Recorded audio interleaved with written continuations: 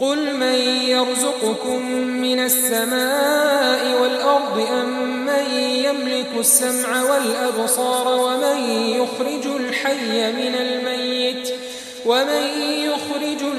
من الميت ويخرج الميت من الحي ومن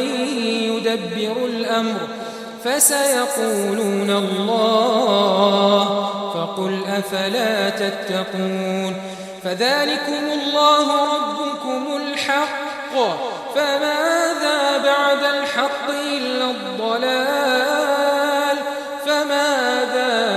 الحق إلا الضلال فأنى تصرفون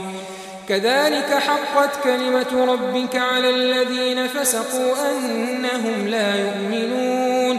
قل هل من شركائكم من يبدأ الخلق ثم يعيده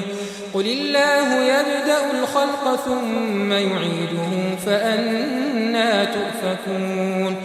قل هل من شركائكم من يهدي إلى الحق قل الله يهدي للحق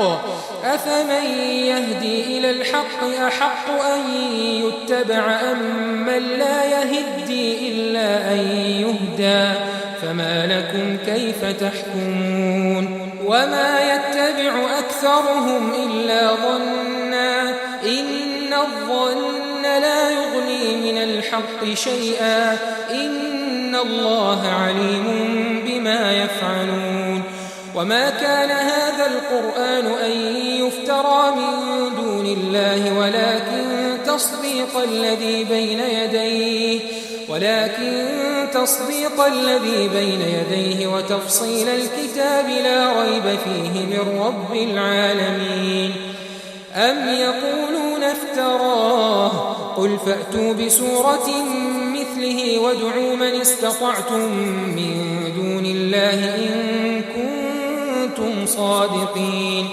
بل كذبوا بما لم يحيطوا بعلمه ولما يأتهم تأويله كذلك كذب الذين من قبلهم فانظر كيف كان عاقبة الظالمين ومنهم من